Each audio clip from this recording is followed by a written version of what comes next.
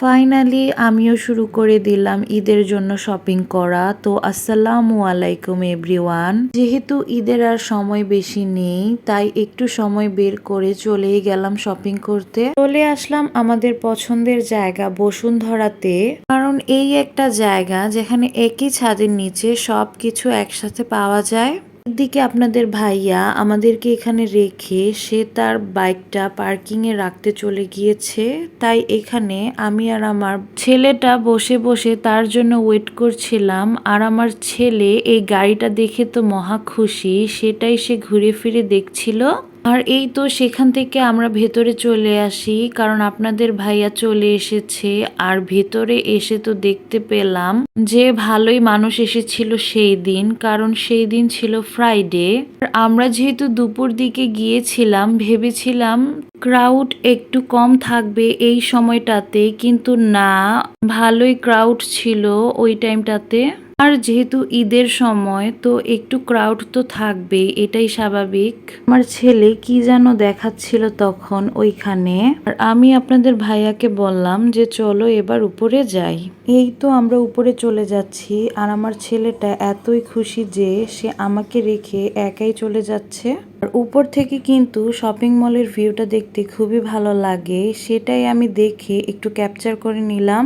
দেন ফার্স্টেই চলে গেলাম স্টাইল ইকোর আউটলেটটাতে, কারণ এবার আর অনলাইনে আমার ভালো করে তাদের কালেকশনগুলো দেখা হয়নি, তাই দেখতে চলে গিয়েছিলাম। কিন্তু সেখানে গিয়ে একটা ড্রেসও আমার ভালো লাগেনি, তাই সেখান থেকে বের হয়ে চলে গেলাম অ্যাপেক্সে জুতা দেখার জন্য। আর হ্যাঁ, এইখান থেকে আমি আমার জন্য একটা জুতা পিক করেছি। এটাই ছিল আমাদের ফার্স্ট শপিং। দেন সেখান থেকে চলে আসলাম বাটাতে, কারণ বাচ্চাদের জন্য বাটার কালেকশনগুলো বেস্ট অ্যাপেক্সের থেকে। তাই সেখান থেকে আমার ছেলের জন্য জুতো কিনে এই তো আমরা বের হয়ে পড়লাম। আর যেতে যেতে চোখে পড়ে গেল গোল্ডের এই সুন্দর সুন্দর শপগুলো। আর এখানে মজার বিষয় হচ্ছে পুরো শপিং মলটাতে এই গোল্ডের শপগুলোতেই শুধু ক্রাউড ছিল না, তাছাড়া পুরো শপিং মলটাতে ক্রাউড ছিল। এন্ড সেইখান থেকে চলে আসলাম বসুন্ধরার সবচেয়ে ভাইরাল প্লেসে। এটা হচ্ছে লেভেল 8-এ অবস্থিত।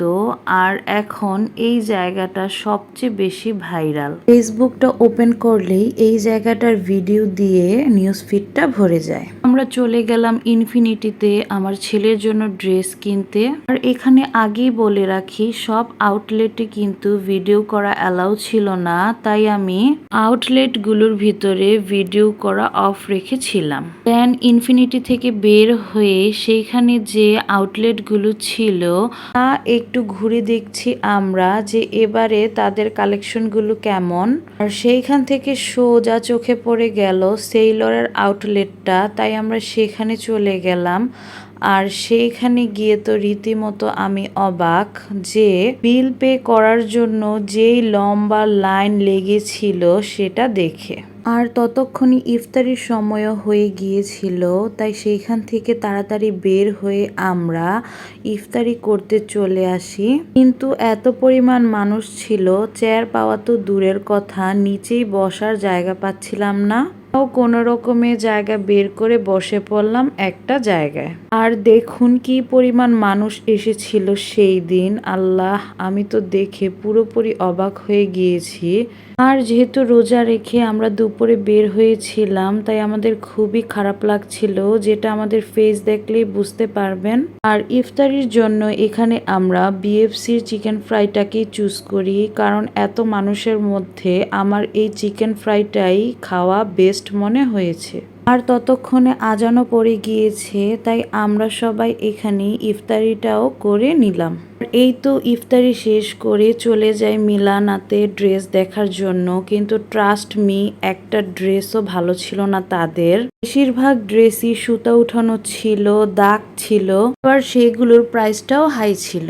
তাই সেখান থেকে আর কিছু নেওয়া হয়নি আমার। তো আজকের ভিডিওটি কেমন হয়েছে সবাই কমেন্টে বলে যাবেন। আর ভালো লেগে থাকলে অবশ্যই আমার পেজটি ফলো দিয়ে পাশে থাকবেন। ধন্যবাদ।